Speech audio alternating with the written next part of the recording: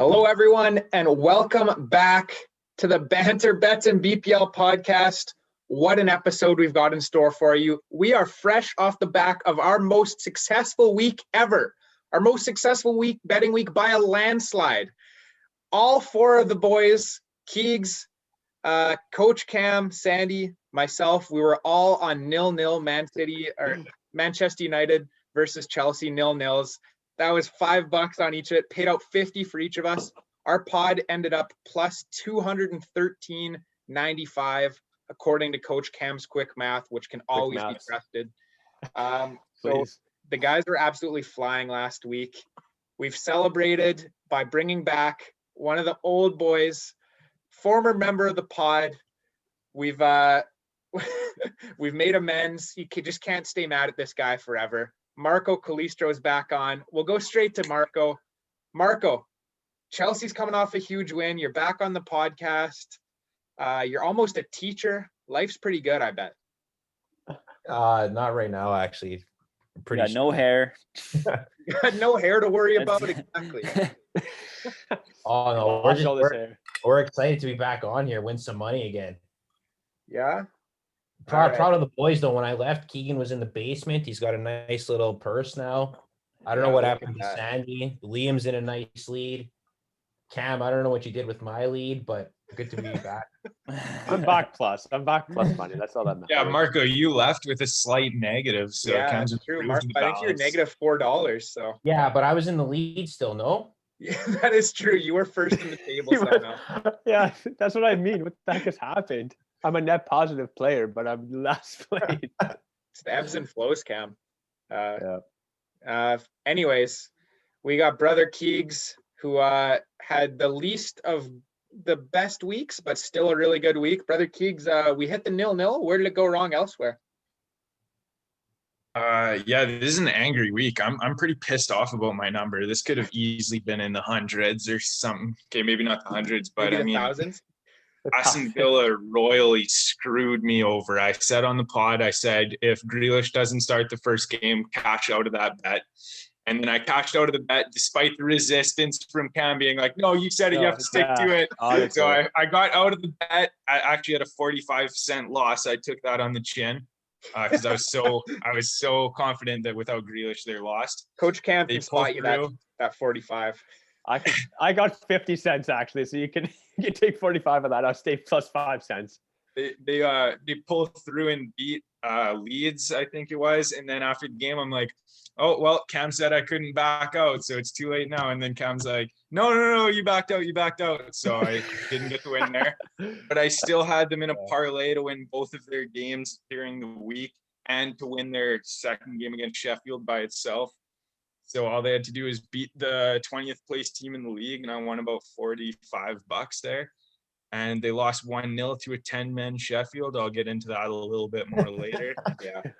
So I lost $45 on that. I thought I was going to get screwed over in the Chelsea game, but that ultimately pulled through after a mysterious offside goal, which I'll get into later as well. So yeah, I'm pretty pissed off about how it turned out, if I'm being honest. All right.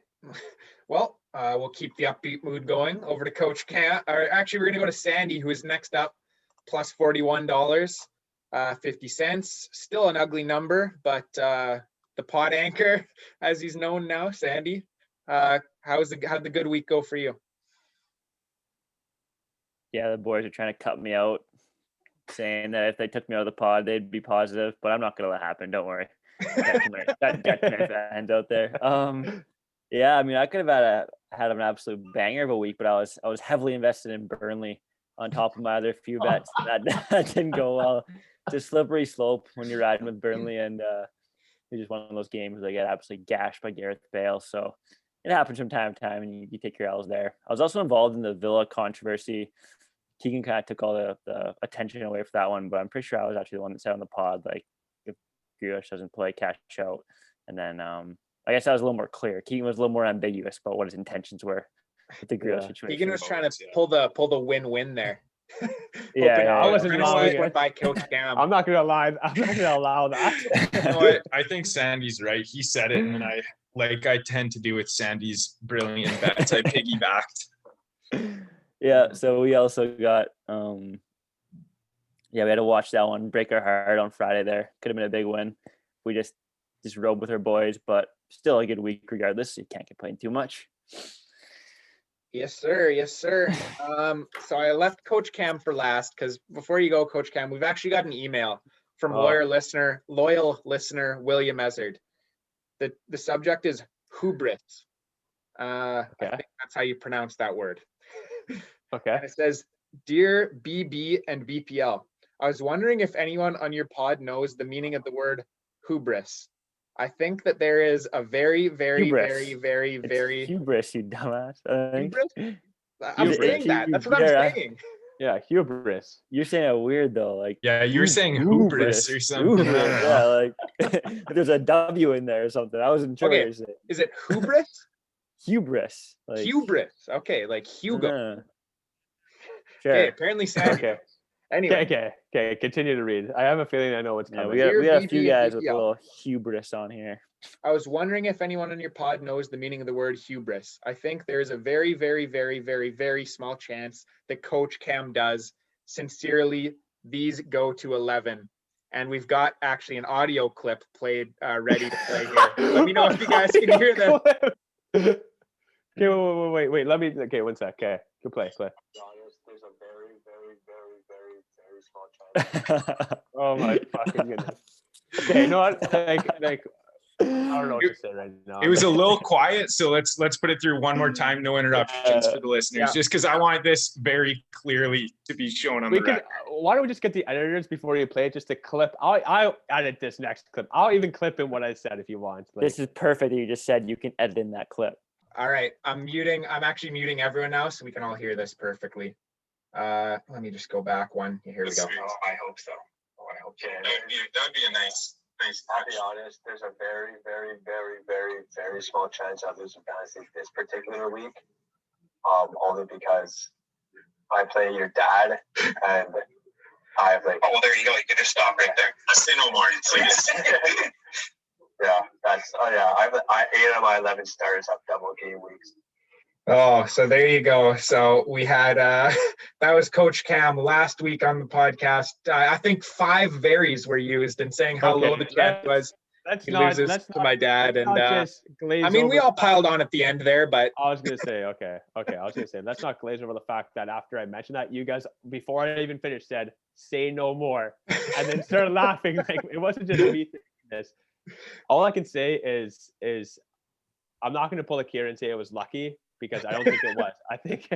I think that the only thing that would potentially be lucky is the fact that I played Bill this week, but the fact that he's the most wise manager.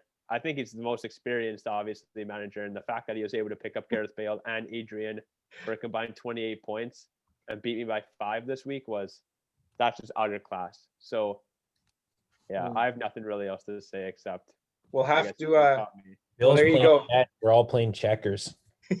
There you go, Bill. Hopefully Cam calling you an old man who got lucky is enough to make it up to you there. No, that wasn't. Okay, we're twisting my words. I think those were his words exactly. Yeah. I don't think. I know Bill, you'll listen. I know. I don't even have to explain myself. Well done. Just an FYI, Cam, you're the lowest scoring guy in the league, so I don't even know what you want to say about that. But what do you mean lowest scoring guy? I have the most total points. Just this week. This week you went, just you backed up your guaranteed win with the lowest scoring performance. So yeah, I'll be honest. My listeners. best player got 2 points in a double game week. So Who was that? Raheem Sterling. And if you guys watched the game, Raheem Sterling could have easily had 2 goals and 3 assists between the one game he played. It was unbelievable the amount of things that went completely against me. Thank God I don't play Bill anymore because I can't handle losing to Bill. I think I had more go against me this week. I think I know I play David Hoyer next, so hopefully my team can bounce back. There's a get right game, a fix it game if I've ever seen one. Up 70 this week, but I mean we can complain about fantasy for. But I made a pretty good trade. You're right. No, fuck the fantasy. Let's get into the betting. All right. We're actually starting off with you, Coach Cam, because we look at Burnley Arsenal. You and I especially were here last week saying, will Vidra ever score a goal in the Premier League again? He hadn't scored one all season. Of course, we come on and start chirping him. I mean, I benefited from him because he literally won me my fantasy week. Without that Vidra goal, I lose. He scores against Leicester. Coach Cam, what are your thoughts on a Vidra goal, finally? This is pretty. I can't believe I re-listened to the pod, really recent, and I cannot believe I said that. Because if we want to go back to previous pods, we're going to go back. Should we pull up the cue up the words again? We're going to cue the words. I said, you guys said, who will score in Sheffield? They have no goal scorers. And I said, you guys are forgetting someone. It's Billy Sharp. And Billy Sharp scored the next game. 2 podcasts later, you guys said, well, Liam asked me, will Josh Maja score this week? I said, yes, he's going to be scoring. They score. He scores twice. They win against Tottenham. I believe. So I can't believe when you asked me that, I can't believe I said no, looking back. That's literally something that I would be like, yeah, he'll score. Yeah, I did set you up for the perfect Cam out of nowhere, pulling out a random player, and then they actually score for once. Score, right? So, but yeah, like I was mentioning earlier, from that to the fantasy Premier League Bill scenario that you guys all just heard, it was not the best BPL week for myself. Yeah. I was off the ball, but my balance was good, so hopefully I can carry that over. I feel like you guys are focusing a little bit too much of the negative and not paying attention on the shield that was guarding Vidra on the pod last week. Was that you, Keegan? Hey, I said his numbers weren't that bad. Yeah. No, you said that they weren't as bad as we're making it seem. Yeah, that's what I said, and he proved me right. So no, his numbers were still bad. He just happened to score. Hey, I'm happy. I hedged the next day. I picked him up in fantasy as a free agent. So I hedged my bets on that one. All right. On the Arsenal side of things, this one's interesting. Last week we had Arsenal trying their hardest to win in Europe. They won in Europe, kept the Europa League going. On the other hand, we had Leicester. We don't care about Europe. We're going to focus on the Premier League. We're big old Leicester. We just care about the league. And then Leicester takes gifted a lead against Arsenal at home and completely blows it and lose 3-1. I say that's justice, and that is nothing more than Arsenal deserve. They're trying in both leagues. Marco, are you surprised that it's actually possible to try hard in Europe and in the Premier League and have success in both? No, I am not surprised, but I do think I have to eat this one a little bit because I was talking up Leicester's hype all year. But I also was laughing at Arsenal a little bit because some of their fans that I know were talking about how it was one of their biggest nights in European football. I did have a friend who said that to me, so I could do nothing but just laugh at them. And then the Leicester Arsenal game on the weekend was a little bit weird to me. I don't know, just like Leicester was in control, and then like Arsenal just like turned into Man City for 5 seconds and completely switched it. So it was very weird for me. But yeah, I think I got to eat that one just because of my take on Leicester. That must be that Arsenal fan must be a very new Arsenal fan that's probably never seen an Arsenal Champions League game. Did anyone see Haaland's quote there about Arsenal? I saw it over like Instagram and social. I didn't actually see the quote. I don't even know if it was real, but it's pretty funny. Did anyone else see this? No, it wasn't. Oh, it was just like a clip I saw. It was like the reporter asked him someone they're talking Champions League or something like that, and Haaland went like, I dream about winning Champions League someday, just like Arsenal. And the reporter's like, when did Arsenal win the Champions League? And he's like, they haven't. They dream as well. Something like that. So I don't know if that was a real interview or what, but that was a pretty funny little maybe snipping. Erling Haaland seems like he's got a bit of a personality. Can't wait for Man United to sign him in the summer. Yeah, and didn't he rule out Chelsea? He did rule out Chelsea. Marco, your thoughts? Instant reaction. Well, Sources. Well, we signed 3. Well, my sources tell me that's true. I don't think we're informed. But after our recent history of rating the Bundesliga, I'm not really too disappointed. They've all sucked so far. So yeah. There you Who go. the fuck we want to go to Chelsea right now? I thought you were a Werner and Havertz truther, Marco. No, I am. That's just a bit of banter, but realistically, I just don't know how we could fit in more attackers. Like, So you can get rid of Abraham and your shitty Werner and play Haaland center striker. Maybe Werner on the. Yeah, and they've got Captain America fucking buried on the bench, wasting away. That honestly really surprised me. I don't know if you guys watched the game today. It was so easy to beat their high line, but we had Ziyech in for some reason. Like for me, the whole game was screaming out for Pulisic. Just someone with pace to get him behind. It made no sense to me. I think I got to eat that one too because I was pretty high on Ziyech and he's just awful. I mean, you did say better signing than Bruno incoming. I'll eat my words on Ziyech, but I still think Havertz and Werner will come good. Fair enough. But Ziyech just looks awful. He just looks horrible. Did you see that pass he made against Man U? The diagonal one that went like that hit the steward in the stand when he was trying to send Hudson-Odoi. Like, come on, man. I mean, in the Chelsea Man U game, there's probably about 50 horrible passes. I'm sure every single player had one. That was just a god awful game. I know. I was hoping I'd see Kieran today. We'll get into that one a little later, but moving on. Sheffield United. How about the Blades? They win a game of soccer, Keegan. Sheffield? Surely not. Yeah, well, I don't know. I was kind of up on Sheffield, and I said it on the pod. Maybe they'd be the team that comes back. I still don't think they're going to be the team that comes back, but yeah, I don't know. There was I was heavily invested in Villa, so it wasn't a pleasant surprise. But I always like to see Sheffield do well, put on their jersey for 5 minutes and let it make me feel good while I still can. But no, I thought they played good too, and then they got the red card, which.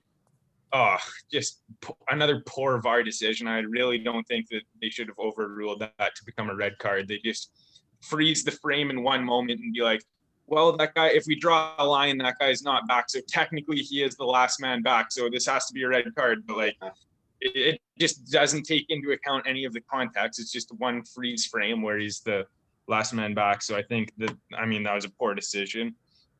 And then from there, you look back on the stats of the game, you'd say that Villa dominated, but they got probably the majority of their shots after. Didn't really create any good chances after the red card, but Sheffield defended with their fucking lives for those 3 points that probably aren't going to mean much in the end of the season, but I mean, good for them. And yeah. So last week, we got to see West Brom, 10-man West Brom, and we put them, we said who wins, them or Dynamo. Now we got to see Sheffield United with 10 men. Sandy, it's tourney weekend. Everyone's been drinking. You got 10-man Sheffield, 10-man West Brom, Kenora Dynamo, and Fort Francis in the same pool. Who makes it out of that group of death, Kenora tourney weekend? I'm scared of Sheffield because they got a lot of English lads in that squad. And I've actually brought a few English lads to the Kenora tournament from my boys from university, and they were some of the strongest performers I've seen there. So I wouldn't bet against Sheffield. So I'm gonna roll with. I guess I can't really go with Dynamo because I said last week we lose to West Brom. So I guess I'm gonna go with the chalk here. Sticking with the chalk. With Sheffield and West Brom.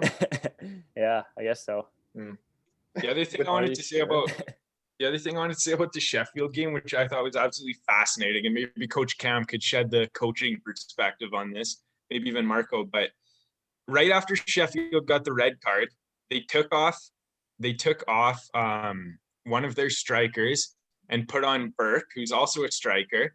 And then in the 90th minute, so that was like the 60th minute, and then in the 89th minute, they subbed out an uninjured Burke after about 25 minutes and put on a third striker. What was the reasoning for that?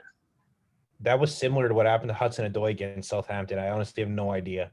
Yeah. Who was the striker that came on? Was it a big one? Yeah, it was McBurney at the end was the one that came on. But Burke's not a small lad, but I don't know. I just thought it was really fascinating. I don't know. I feel like the only way I can think of it is the fact that if they went a man down, they would drop one more striker into the midfield or like bring a player back. So you would have only one striker instead of the two that they play with.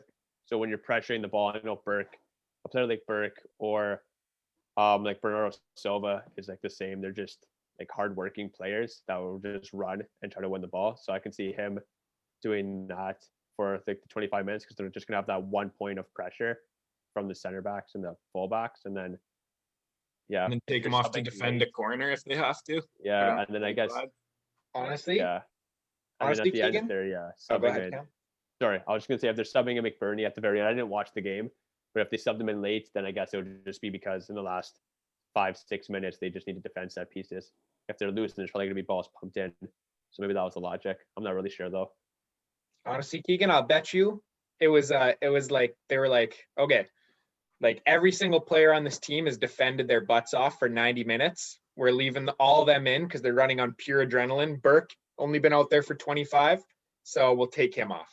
His adrenaline levels aren't the same. Yeah, honestly, I feel like they're like every single player has earned it so much. Like we're gonna keep them on. Imagine if they took one of those guys off that had worked for 90 minutes and they conceded a goal. That guy would be pissed. Yeah. I mean, maybe he just realized he made a tactical error and he's man enough to admit it. And he's like, well, this one didn't work out. Just pull him off here. Yeah, final that's also true. And it was also funny because the way Burke came off too didn't even look like he was upset. Like he was on the far touchline, saw his number go up, tried to run across the field. The ref said, no, none of that. Get off that side. And then he just turned around, ran off that side. Didn't even look upset. He was just happy to come out there, run around for 20 minutes and then run right off. Maybe he knew when he was going on. The guys were like, you're going to play until the 90th minute. We're subbing your ass out again. So you better fucking run like crazy. Yeah. So like if he wasn't surprised, then yeah. Or like Liam said. You should have told him. Remember when when we were winning and Gio would sub off a player, I remember him yelling to Sully, be like, Sully, go to the far corner. I'm going to sub you.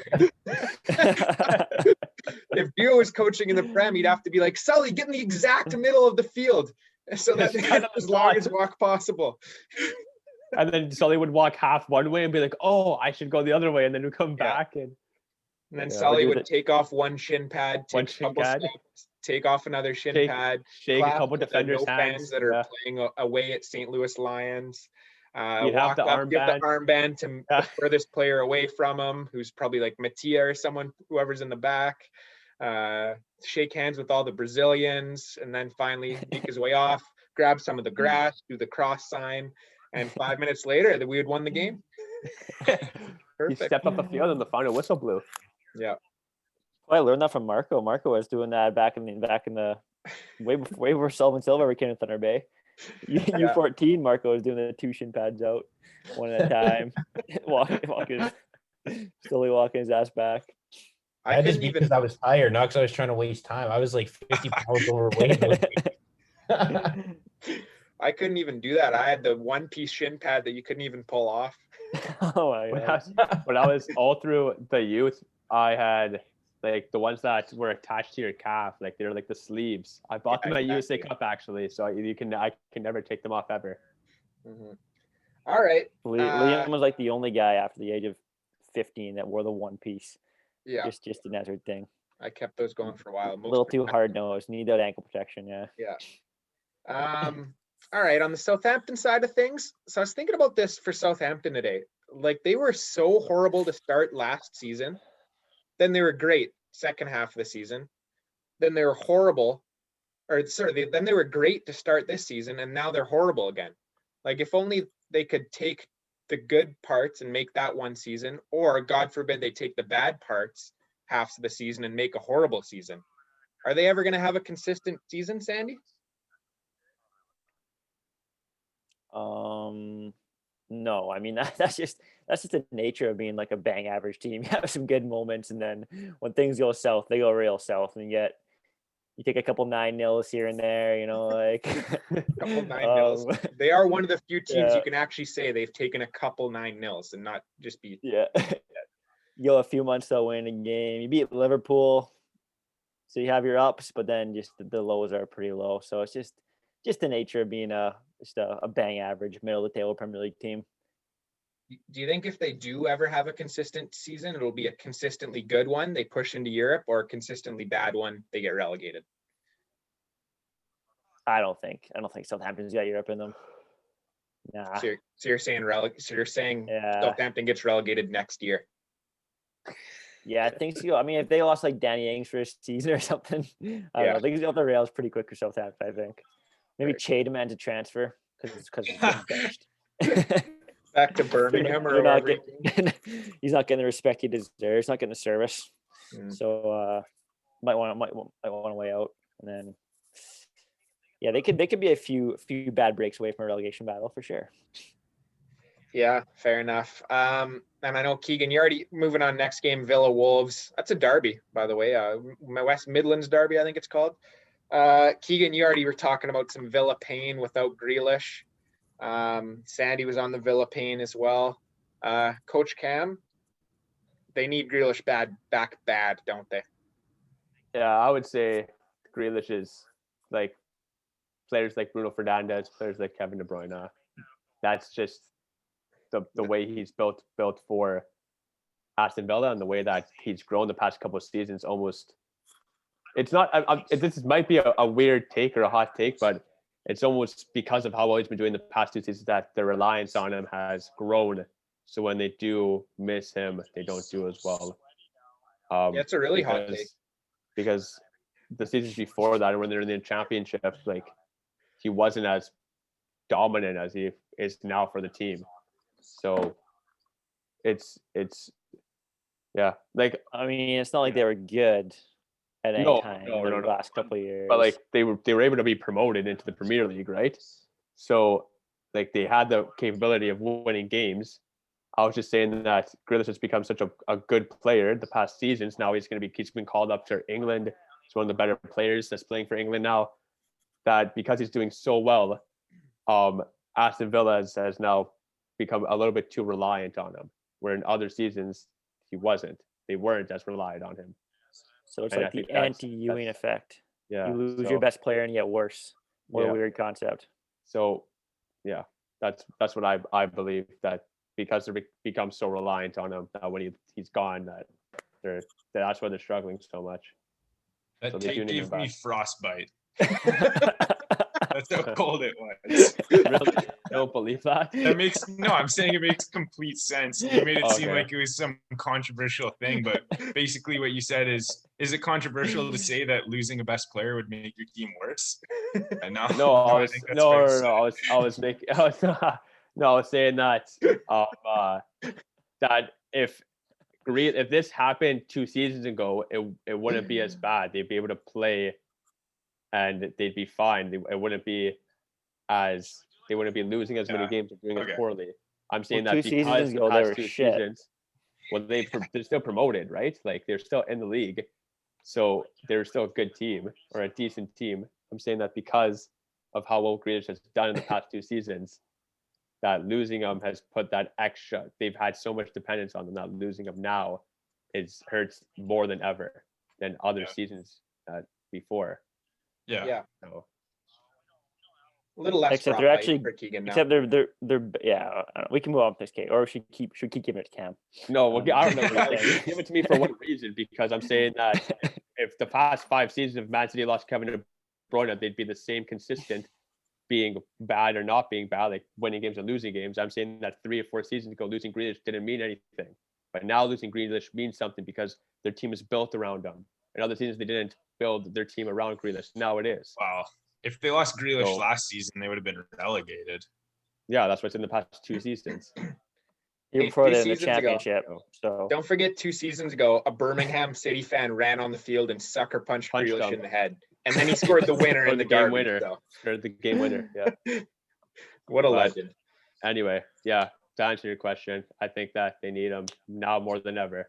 That Birmingham fan tried to put Cam's theory to the test there. See what you guys can do without this guy. I mean, they did win. They did win on Friday. That is whatever true. It was. Yeah. They beat Leeds, right? With the little El Ghazi. Yeah. Yeah, fair enough. Maybe we're overreacting a bit on that. It's just when you lose 10 men Sheffield, I think you deserve it. All right. The thing is, they actually, Villa's kind of weird because you would think they have, they're like a free flowing offensive team with some of the dudes they got up front. but they're actually like really good defensively. And then they rely on Grealish to like just create a goal or something like that, and they win like 1-0. So the Grealish, they're like they can't score. They can still win just by shutting teams out, but they just have no offense. They have no punch. Not beating Liverpool 7-2. Sounds And the best goalie in the league helps them out a little bit as well. So just to confirm, then they're not legit. No, Marco doesn't think they're legit, eh? No, Marco, I'm going to go to you on this next one. Actually, we're going to move across town, across region to Wolverhampton. I don't think they're the same town, but awful segue. We're going to move to Wolverhampton. Marco, you've been very outspoken about boring teams in the Premier League. And I got to say, I was kind of against you at first, but there's been a lot of boring teams in the league this year. Wolves are one of them. Give me your top 3 most boring teams in the league, Marco. Okay, well, because I can see Keegan laughing already. Burnley is not number 1. Ooh. Just because We got my last argument with Keegan was before Big Sam took over West Brom. I don't know how there's any other choice. Like they were literally play not to get beat by multiple goals. Like it's hilarious. So West Brom 1, Burnley 2. I just like they're a bit better at it than West Brom. And then I would go Wolves 3. Yes, absolutely Wolves 3. Not Crystal Palace. Yeah, how you've left Palace off that list is beyond me.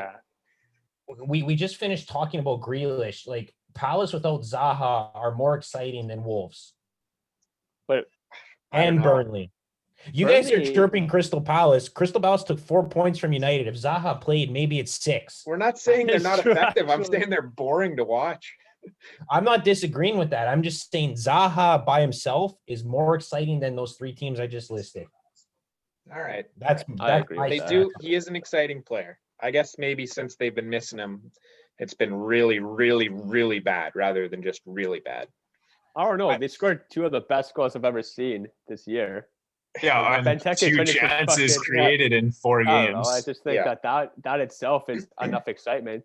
Like scoring a fucking Cristiano Ronaldo-esque volley. Like the Benteke moment was exciting, but the point is you had to wait 96 boring minutes to see that. That is true. I mean, don't get me wrong. I'm not saying they're exciting. I'm just saying Zaha's a game breaker. Wolves don't have any game breakers. As much as Cody will try and tell you Traore, like he's not.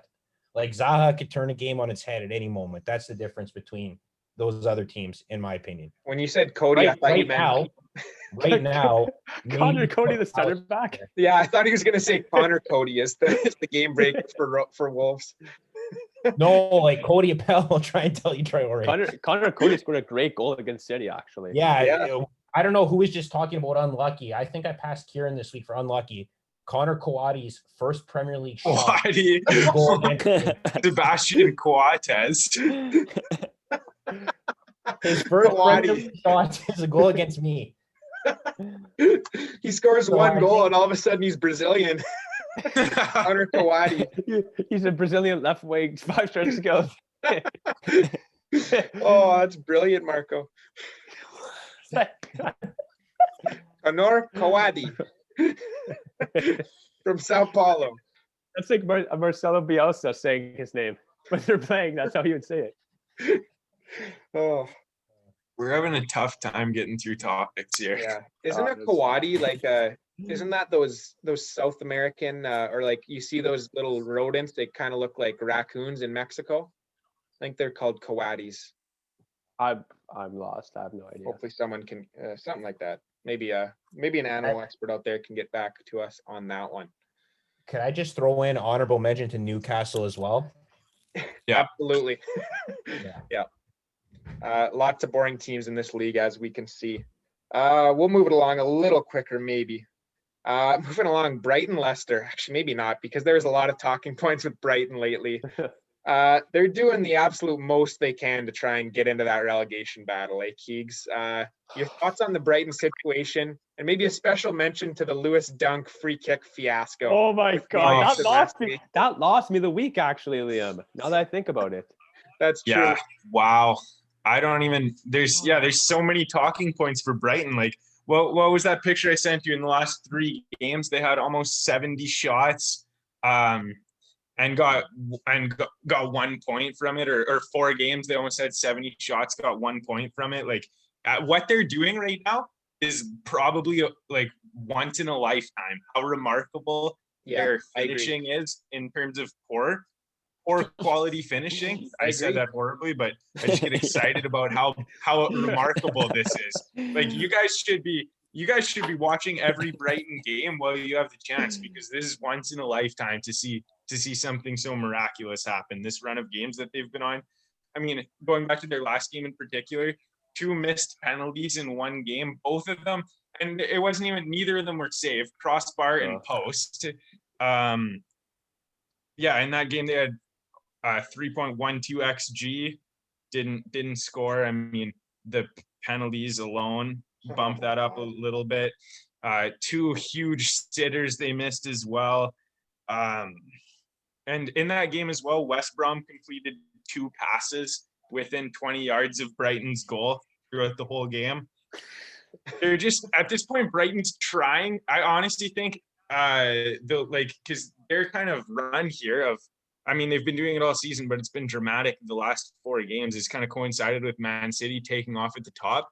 So I honestly think the Premier League's been like, well, the title race is out of it, so let's get in contact with Brighton and see if we can make the relegation battle a little more exciting. So now they're just throwing their games, missing penalties, chances, sitters. It's they must be throwing a game when, Marco, and you're the Welbeck expert here. In what universe, you're the Welbeck chirp expert. In what universe do you give Danny Welbeck a penalty? He got subbed in 3 minutes before he was given that. Yeah, it's an off the bench Welbeck. He's not even warm. Their manager lost a bet. So what?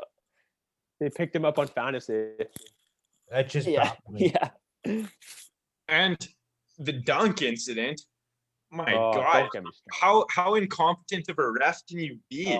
And I loved his interview after the game where he says these refs should have to do interviews. They should have to face the music, because it's shocking. I guess my understanding is that he asked him if he could take the free kick. The ref blew his whistle, said, sure, take the free kick. He kicked the free kick. The ref looked over and realized the goalie had no chance, because he just told him, go set up your wall. And then told the player, you go shoot while he sets up his wall. And then he realized, I guess that's kind of on me. And then I guess they disallowed it because he blew the whistle before the ball went into the second net. time. And then he was even like, and the Brighton players were like, well, you blew our whistle and we scored it. And then he's like, oh yeah, good point. Okay, it's a goal. And then the West Brom players are like, sir, you're a fucking idiot. And then he's like, oh, good point. Let's go check with VAR. Okay, no goal.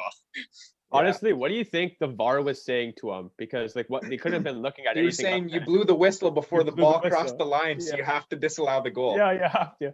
And he was like, that's what they're saying. Like you're an idiot? If I was in the VAR, I'd be like, you're a fucking moron, buddy. Like this is bad, man. And it doesn't help that the first time that when they were showing the VAR review, there is no sound from the VAR review. So when you're watching the game, you're like, what the hell is going on right now? And then eventually, and then and this surprised me too, because then Dermot Gallagher, the well-documented weasel, popped up, and he actually said, the ref messed that up. You messed up when even Dermot can't defend you. But we got Marco with a raised hand here. He wants to jump in. No, I just want to know, does the Premier League have the worst officiating out of any sport league in the world? Like, honestly. I think it's undoubtedly. Yeah, NBA's been pretty bad lately too, Marco. But just like I don't know, like to me it's just like they just make mistake after mistake every week with no feedback. Like that's actually a good point. They never ever come out and say, oh, this is what's happened, here's what we're going to be doing about it. But it's never that. It's just like, it's not like the refs don't know that they're making mistakes. Like, they're going home and getting abuse, whether it's from social media, from the analysts, from interviews, and then they just are like, well, that's that. Let's just do another game and do the same shit again. Like, someone has to come out and say something, or I don't know. FIFA has to I don't know what they can do, but I just feel like there should be someone from in the reffing department stepping out and kind of pleading their case, why this is happening or what's going on. Exactly what Dunk said. Yeah, ref should be the one taking the interview after the game. I think that would be fun. Because don't know. Sorry. I was just gonna say, like, it's easy for us just to be here and be like, that ref's a fucking idiot, and he is. But like, I don't know. I What think if he you was said that many times now, actually, and it does seem pretty easy. now that no one like, yeah, but maybe he like if he was able to interview, he would be able to give his side of what was happening. Like not saying that it should excuse what happened, but no, but it would help. It would help, right? And now that we're on that topic, I just want to say, you know what, Bill Ezard, the fact that I was giving you, you're so fucking lucky you beat me. Now that I think about it, that's utter bullshit. The fact that I lost. Now that you reminded me of the dunk goal, you pick up Bale gets 20 points, 2 goals. Fuck you. Lowest points in the league, Cam. Lowest points in the league. Lowest points in the league. Yeah, that's true. Ridiculous. That's fun. I was kind of out of it this weekend. So Dunk's a little bit of a specialist in the quick free kick, because when I looked it up, the first thing that popped up was him doing it to Liverpool like a few months ago. Yeah, he did it to Liverpool in the summer, I think, maybe. Get him a name for himself. Yeah, he's sly. So here's my interpretation of what happened there, because sometimes this happens to me in the classroom. You got kids asking you 50 different questions at once, and sometimes you're just like, yep, yes, yes, yes, and then deal with the repercussions after. So I'm thinking the goalie was like, ref, can I set up a wall? And he's like, yeah. He's multitasking. He's writing. He's doing the spray, kind of like multitasking teachers. And he's like, yeah, goalie set up the wall. And Dunk's like, oh, ref, can I take it? Sees the goalie out of position. And he's just like absentmindedly, yep, go ahead. And then all of a sudden, the absent-minded teacher, in this case, absent-minded ref, has to actually deal with the repercussions of the kid or the player who was asking permission to do something. And now, oh, no, actually, no, you can't do that. Come on, I thought you had common sense type of thing. Yeah, you could be right. And at the end of the day, even it's just one mistake that he made and he's going to get demolished for it. But I mean, if a player makes a mistake, sometimes they get away with it. Sometimes they get ripped apart as well. So I don't feel too bad about it. Yeah.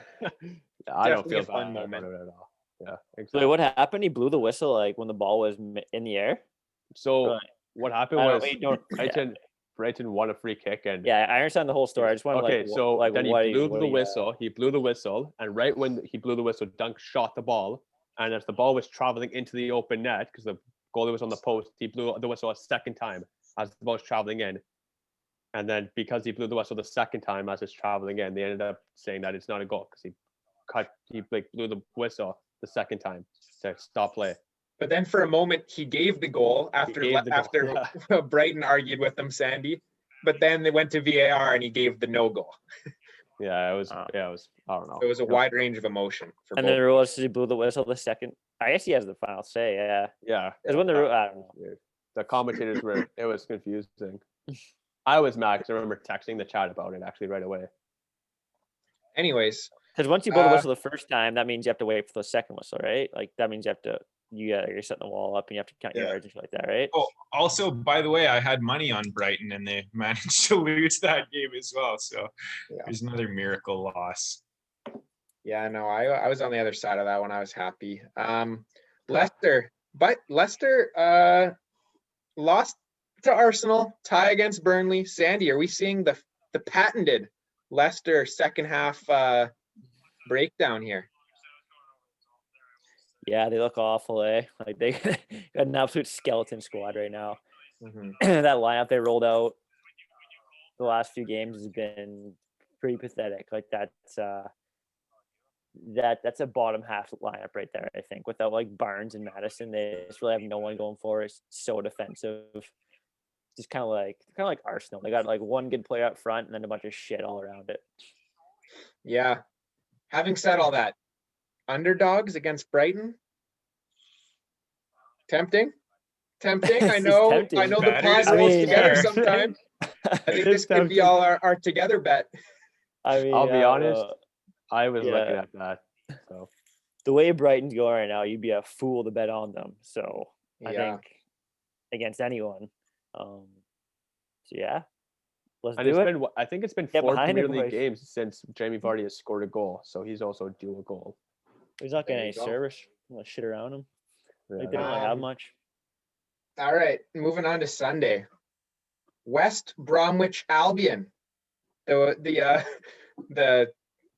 profiters from the whole Brighton game, the Brighton fiasco, the Dunk fiasco, whatever you want to call it, Cam, I posed the question to Keegan about Sheffield United, who's coming off a big win. West Brom, surely not staying up.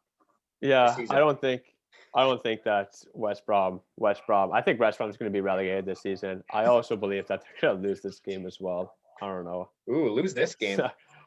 I mean, not a hot take to say they're relegated, but maybe lose this game at home against Newcastle. I think that they're going to lose this game because I don't know. I don't watch West Brom that often, but the glimpses I have seen them play, they just sit back so much, and then they rely on winning the ball and counter-attacking football, and like the players like Mbai Dieng, he's just not that good. He's more of a hold-up striker than a play the ball through type of striker. And I don't know. The players around him aren't that good. Like Matt Phillips is playing. Like Diangana, is he on that team?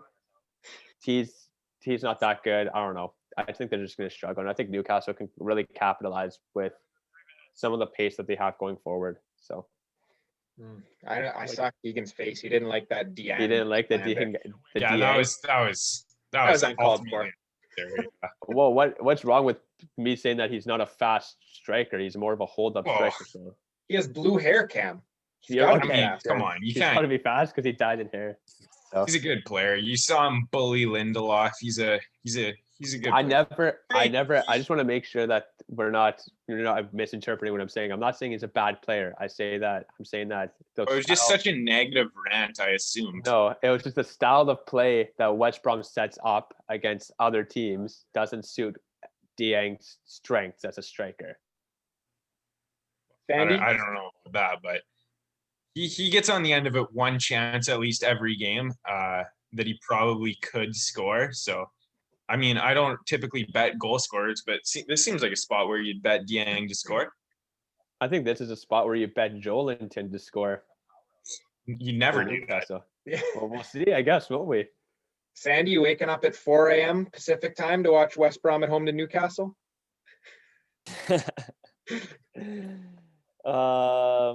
No, that's gonna be a no for me, boys. Dieng almost scored today, actually. Wouldn't watch that game midday. Did anyone see that Dieng's almost, or was it Dieng? I don't know. Yeah. Pickford had a moment there where he just had it's just a classic Pickford where he dove about 6 seconds early and had a flail down for it to the top hand out when he probably could have walked over and caught it. That was like a minute and a half into the game with the header, right? Yeah.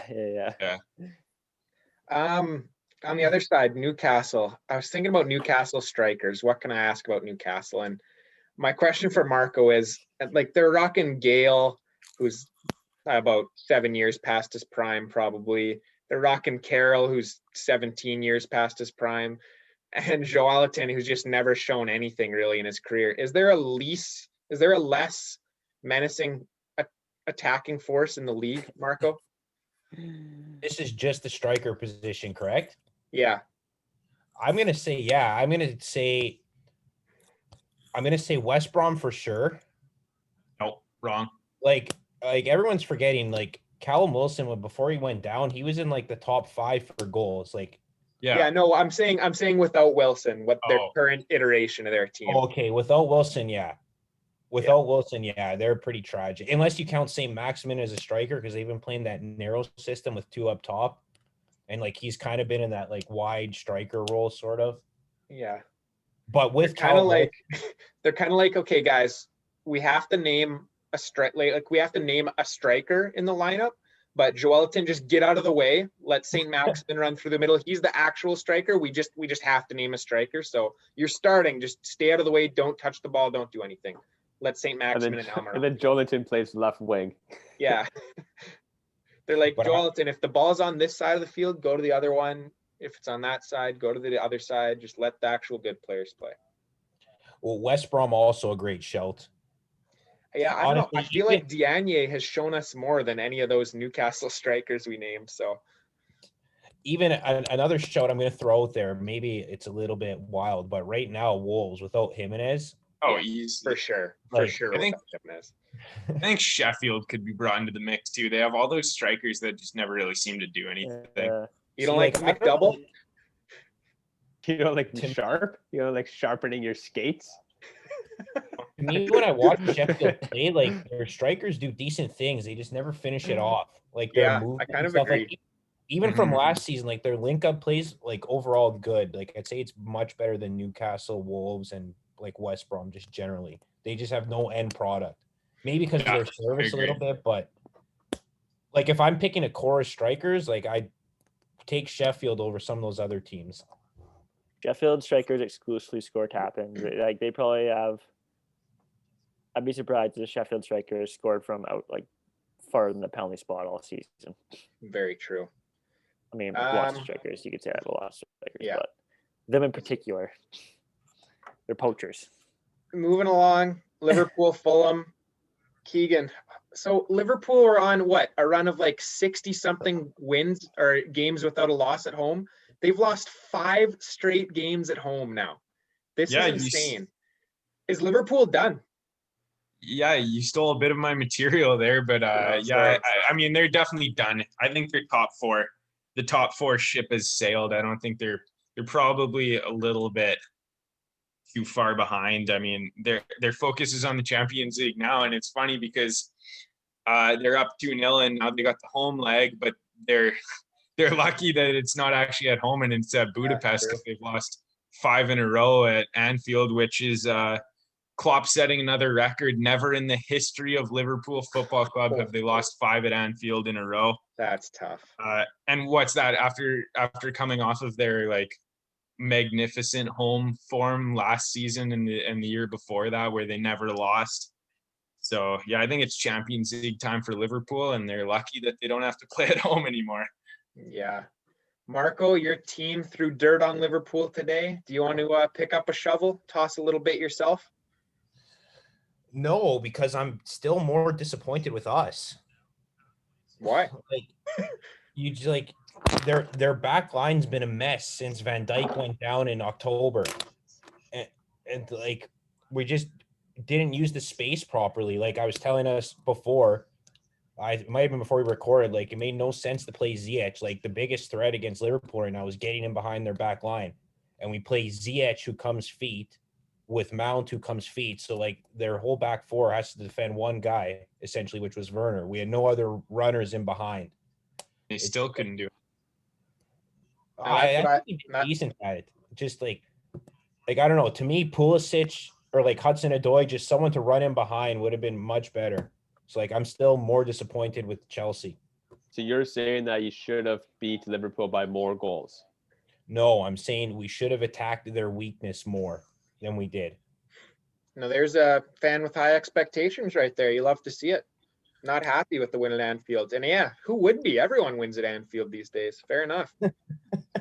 Everyone and their dog is winning at Anfield. Yeah, exactly. We were throwing dogs some bones last week, and another dog reference. We're about to talk about them actually. And didn't Burnley start the run of 5? Yeah, I think they did. I think they did. Yeah. Wow. We've been talking basically, about Chelsea is the same level as Burnley, is what we're saying here. And they're both greater than Liverpool. Liam, we've been talking about 10-man West Brom and 10-man Sheffield. If Dynamo beat those teams, we'd be saying, can Dynamo beat Liverpool at Anfield right now? Could Dynamo win at Anfield? Maybe. That's the real question. Honestly, if we were all drinking the same and Maffey obliterated Mo Salah on a breakaway and the ref gave a yellow, Keegan knows what I'm talking about. Yeah, if Bartlett was reffing, who knows? We had him in our pocket. That must be one of the craziest. Give Liverpool a game at Anfield, I think, these days. One of the craziest tackles I've ever seen was a Maffey tackle. So if he brought one of those out, I think we could win.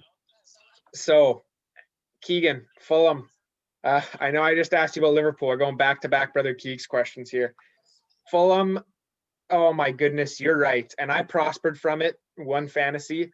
That goal they called off for Madra was insane. The only worse VAR call I've seen was last year. You remember this, Marco, when Lucas Moura got fouled and was falling over, and the Sheffield defender hammered the ball at him, and it kind of hit like his armpit as he was falling over, and they got the ball, and Kane went on and scored.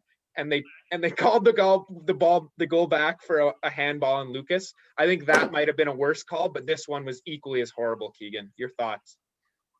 Yeah, and my thoughts, actually, it wasn't my immediate reaction because I saw that and I'm like, well, that's despicable. And then I saw the Werner goal disallowed where, I mean, they draw, he's offside by an inch and they draw the line to somewhere on his elbow, shoulder, or whatever the rule is where the line's drawn. I mean, even if they define his shoulder as 1 inch over, then he's onside. So it just seemed like ridiculous. And what I said was, I think the next best soccer player in the world is going to have no arms. Yeah, that was those goals. Both those goals would have been given because, I mean, Fulham won his arms exactly against his body. It's literally parallel, making him no bigger. The ball gets hammered off of him from a yard away. If his arm wasn't there, it still just hits him in the side and falls to the same player, same result. As for Werner, if he didn't have those arms to worry about, they wouldn't have drawn some weird line about, oh, well, if that part of the body can score, but if it was an inch this way, he would have been onside. I don't know. I feel like where they drew the line, if that ball would have bounced off of him in that spot in the build up to a goal, they probably would have called it off anyway if he scored with that part of the body. So it just doesn't seem. Great finish. That fucking was ruined. Yeah, that was a nice goal from Maja. It was. It's hilarious. King, you said that today, and then it was funny. And then I was looking at the Fantasy Premier League website today, and it happened upon Johnny Evans. Everyone should go check out Johnny Evans's Fantasy Premier League photo. He happens to have one arm amputated in his photo. It looks pretty good. It's a pretty funny picture. What do you call a man with no arms lying on the ground? Best footballer in the world. Matt, by the way. Old joke. Tough crowd. All right, moving on to a Manchester derby. Traditionally supposed to be a fun game. Lately, no Manchester United games are fun. Sandy, what do we think, boys? Same bet, 0-0. Manchester United in a Big Six game. It's 13-1 or 12-1, I think. Yeah, it's one of these philosophical debates we love to have on this podcast. It's an unstoppable force for the immovable object situation here. Can Man City or Man United successfully drag City into a 0-0? It'll be tough. It'll definitely be tough. I personally am going to go with City to manage to break down their resistance, and they'll probably score. I think they'll probably score, but I don't know. It'd be interesting to see. Well, that's just the thing. It's not like City have been really scoring. Right? A lot of their games have been low scoring. I think this 0-0 is I think we can get the pod all the way up. I think the pod rides again. And Man U 0-0. No. I can't believe we didn't do the Man U 0-0 parlay last week. We would have. I cannot allow the pod to be brought down by believing that this game's ending 0-0. What are the odds? What are the odds of a team having 3 0-0s in a row, Keegs? You're a stats guy. You'd have to crunch numbers on that, but that's absurd.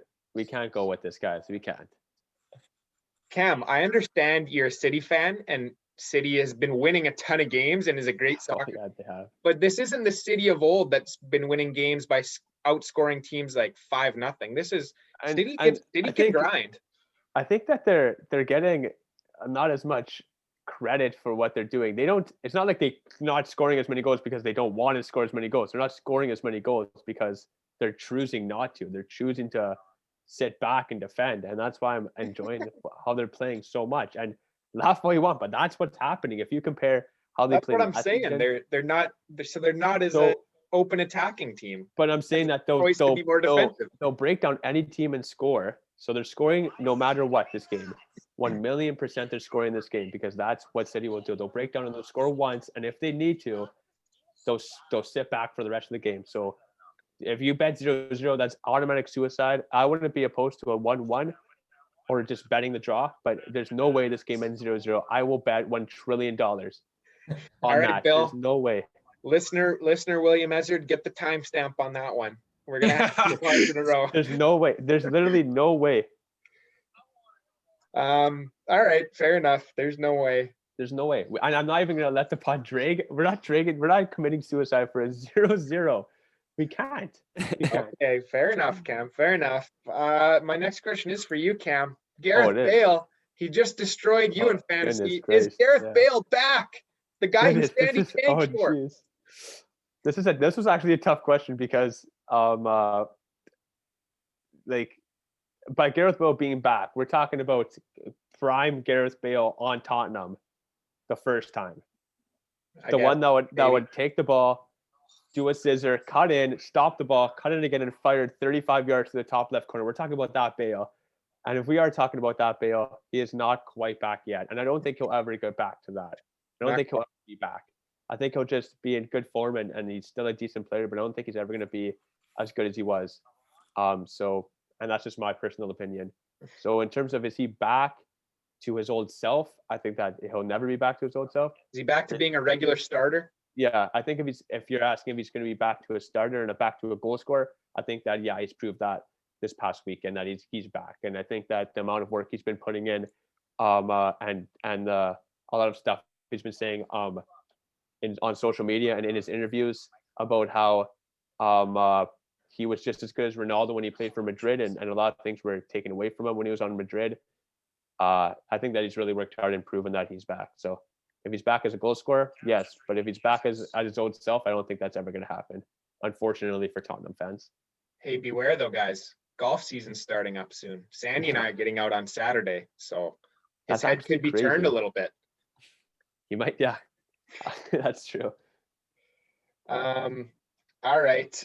On the Palace side of things, I have this question for Marco, but anyone feel free to chip in here. Name any manager in the world who could make Crystal Palace interesting. Marco, do you have a manager for us? Yeah, like we have to be realistic, right? It has to be someone who's available. No. You can be as unrealistic as you want with this one. Any manager in the world who could make Crystal Palace interesting. Okay, well, my unrealistic one is Pep. I don't know. It's asking a lot, but I guess it's a decent shout. Has Pep ever proved himself with a Crystal Palace type team? Is No. Pep even good? Okay, we need to calm down for a second. Here's the thing about Palace. The strength of their team is their attackers. Their best players are attackers. Nobody in their back four is good, right? Would we agree? Yeah, I agree with that. I think that Gary their Cahill best could put in a defensive shift. Van Aanholt. Van Aanholt has had a rough season. Like we're thinking about like Zaha, Eze, like even Batshuayi and Benteke. They're not great, but compared to like Scott Dan and like Kelly and all I would those agree with that. Those are just proven Premier League defenders. Yeah, those are just hard-nosed English workman lunch pail guys. I would even say They Jordan. would never get enough credit that they deserve. Yeah. Well, my point is they need a manager who's offensive first. That's why my unrealistic is Pep. My realistic one who they could actually go get is Eddie Howe. There you go. That's not a bad show at all, Marco. I like that. Looking at what Eddie Howe did with Bournemouth, I think United with Palace, just because I think their attackers are a bit better than what he had with Bournemouth. So I don't know. I think that could be a fun mid-table side with Eddie Howe. I don't know. I think, Marco, you're talking about the boring Palace defenders. I think it's because you're not saying their name with the verve and the vivacity you did with Coady. If you call Cahill Cahill, then he's fun. Then he starts scoring goals, maybe. Now he's a Spanish center back. Like even their defenders, they have Van Aanholt and Klein who could get forward, do a little bit. They have like, I don't know, like Sacco who's decent on the ball. They have like decent players to be a fun side with the right coach. I think Eddie Milivojevic, Penn legend. Milivojevic. That is true. Going the other way, I was trying to think of this. I couldn't think of one. Going the other way. Imagine if Diego Simeone managed Palace. That would be another level of boring. Oh my goodness. Oh my goodness. That would be tough. That'd be well, the Simeone's side right now is just a rich Palace and Burnley. That's the only difference. Yeah, they're just Palace with money. Luis Suarez, basically Christian Benteke. Moving on to Monday, Chelsea Everton. Marco, I was going to ask you to take a victory lap for your team, but you already you kind of pulled the Gio. Whenever we have a good half, Gio would come in, and since we were playing good, we were all in good moods. He would say that's when he would use his time to rip into us and give us criticism. I think Marco's trying to pull that type of thing. Chelsea, big win. They're in a good mood. Marco's saying, nope, it's not good enough. You need to raise this level even more. I like that No, tactic, Marco. I'm in a fantastic mood. I just want to see us attack the weakness of our opponents. Like we kept trying to play out of the back. That's the only thing Liverpool's good at right now is their press. Like, let's get some runners in so we can attack them in behind. They still have the players to press you high up the field and win the ball back. Like Rudiger almost assisted 3 Liverpool goals. Like we should be playing to the, like, you know what I mean? Yeah. Like I'm obviously happy we won and the mood's great right now, but like I'd like to see us attack their weaknesses a little bit more generally, not just against Liverpool. Yeah, but that's the thing. That's why teams press nowadays, because they just look at the other manager, and the managers these days don't take any pride in winning games the old fashioned way and just pumping it along. Everybody's got to play out of the back and score the most beautiful goals. So everyone's like, sure, I'll press because no one has the balls to. I'm not saying necessarily pump it long the whole time. Just like we're playing sideways like 6-7 times in the back. Like eventually Salah and Mane are going to nick one, especially when Rudiger's in there. Like just be smarter. Yeah, no, I'm in complete agreement with you. Yeah. Moving across, Everton. So this is a big game in the race for the top 4. I think Chelsea currently occupies 4th, or they're tied with Everton or something, Marco. We're ahead of Everton, but they have a game in hand. They have a game in hand. Keegan, is Everton the biggest top 4 threat? Liverpool's falling off. Spurs not quite. I don't know. Maybe. Is Everton the biggest threat? I hope so. I put a bets on them to win outside the top 6 and to finish top 6 as well. But I doubt it. They're heavily outperforming their expected goals, so it's not really sustainable. And heavily, as in heavily, they're pretty significantly. They're 1 spot above Fulham in the expected goals table, so just put some perspective into that. They're only 1 point ahead of West Ham, who aren't the pretenders that Everton are based on those metrics. Only 3 ahead of Liverpool. And I mean, it's a matter of time before some of their center backs are revived, able to field a couple, and only 4 ahead of Tottenham. So I don't know. I wouldn't be surprised if they finished 7th or 8th or 9th. I'd be more surprised if they finished 4th than 7th or 8th or 9th, if I'm being completely honest. Fair enough. No ringing endorsement of Everton from Keegan. You'll have to go elsewhere for that.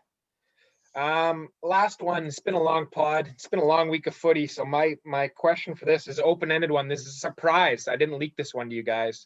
West Ham Leeds. Neither had a double game week. Who can say both teams' results last week? It feels like ages ago. Go. First person to name the results of both these teams. Leeds lost 1-0. West Ham lost 4-1. I think you both said it West in there. Ham lost 2-1 to City, didn't they? No, 4-1. West Ham lost 4-1. Yeah, they piled on. And Leeds lost 1-0. Oh, right. Yeah, that was BS. No, West Ham lost 2-1 to City. City piled on Wolves this week. Yeah. Hey. Yeah, West Ham was did 2-1. Oh, you're right. There you go, Keegs. I got my games mixed up. The Leeds 1-0 boring loss on Leeds. Like The City fan dropped the ball, eh? Oh, that's the game. Yeah. I got them mixed up because I thought they beat They Wolves. were pretty similar games, to be fair. I thought they beat Wolves 2-1, but the game that's when Diaz and Stones both scored against West Ham, and Antonio scored, right? Yes, sir. Yeah. Okay. All right, boys. We've been going at it a while here. Let's rip these bets off. No need for explanation. Just tell us what you're doing. I'm gonna go first because I won last week. I have got, of course, I've got $5 on Coach Cam's. We called it suicide.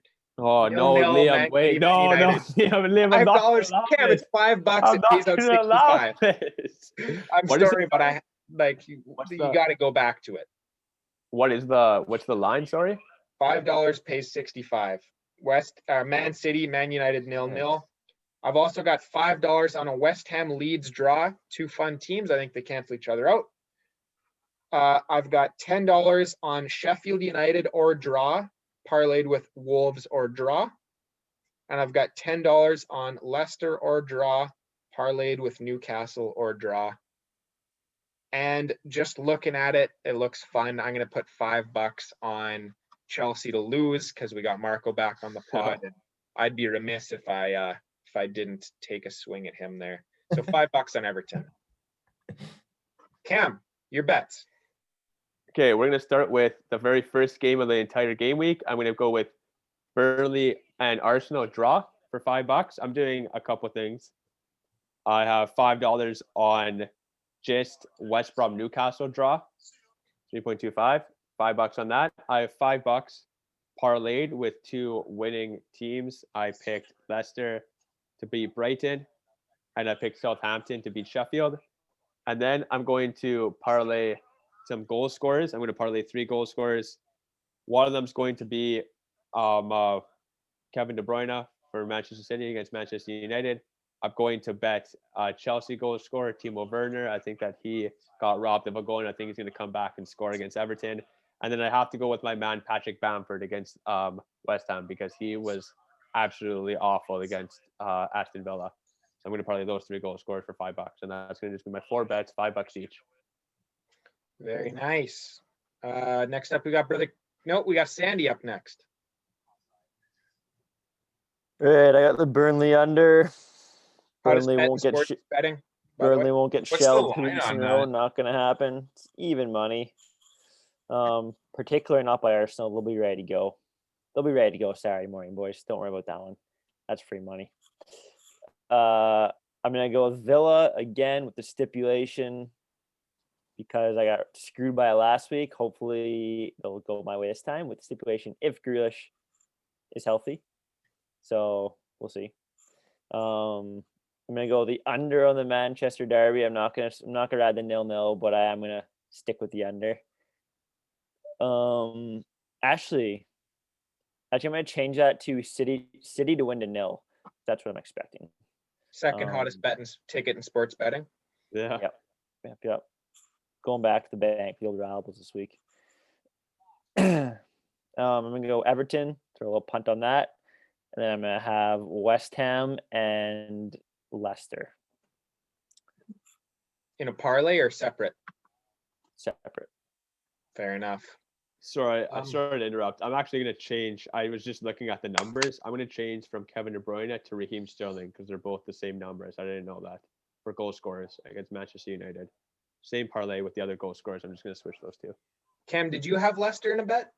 Yeah, I parlayed Leicester and Southampton. Okay, yeah, I'm sorry, guys. I got to throw 10 on Leicester. I forgot to do that, but if you guys are rolling with it, I'm going to jump in and throw 10 on Leicester as well. Okay, sweet. Brother Keegs, what you got? Yeah, I like going at one of the last ones so I can buy a couple bets from you guys. One of the underrated. Not a lot of people like to do it, but I've bought 2 here because I got a pretty sleepy slate. My first bet that I had was 5 on Leicester. That one wasn't a buy. I had that one. Even though I absolutely hate betting against Brighton, I just feel like, I mean, this is going to be the week that it burns us. So, I have a feeling too. Sure. And then I got 5 on Newcastle, and then 5 on the City United 0-0. That one wasn't a buy. I had that one as well. And then Leeds over West Ham, 5 on that. And then I bought the drawer Newcastle, drawer Leicester from Liam. I like that bet. And this one, I guess, isn't a buy because Sandy sold it in the end, sold it to me. I'll take the under in the United City game as well, 5 on that. That's what I got. All right, fair enough. We got the much anticipated return of Better Marco. This is like when Bret Hart came back to WWE. Like 20 years, maybe not 20, 15 years after the Montreal screw job. That's how anticipated this comeback is.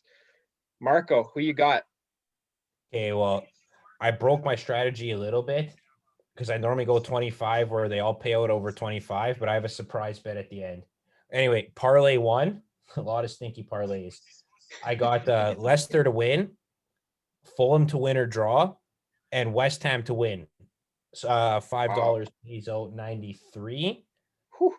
I got another stinky parlay. I got the over. Okay, try not to laugh at this one. I got the over in We're already laughing. Brighton Leicester West Brom Newcastle and Aston Villa Wolves. I got the over in all those. Wow. 5 pays out 50. And then I got Wolves, and I can't read my writing. I want to say Southampton. Wolves. So yeah, Wolves Southampton. 5 pays 30 to win in another parlay. And then I got 2 goal scorer parlays. Vardy, Saka, Minamino, all to score. That pays out $140, $5 bet. And then I got another one. I got De Bruyne, Son, Timo Werner, and Lingardinho. $5 pays $156. And then to top it all off, my money back bet, just in case everything else fails, I got 25 straight up on Leicester to win. There you go. Marco he's not messing around. He's saying, Coach Cam, you lost me all my money. Even though it's not necessarily true, he's saying, I'm winning it back. I'm back on this podcast making some money for you guys. No, that's good though. I like to hear that. Love to see Man, it, can Marco. I come on You're the gonna hit podcast? all those. I want to come on the podcast as a guest, so you just get a bet with absolute reckless abandon. Yeah, Nothing off. happened to you. Throw out a take a bunch of $60 hit. parlays. Yeah. Yeah. All of those payouts were like over $100. Yeah. He's got his money back though. Leicester wins. Oh, I got one of them was only like $30. To be fair, when Pat Van Bellingham was on, he bet on Phil Jagielka to score against City and a 1-0 win, and they paid out like $185 or whatever it was. So, Yeah. pretty crazy. All right, guys. That was a long one. Marco, great to have you back.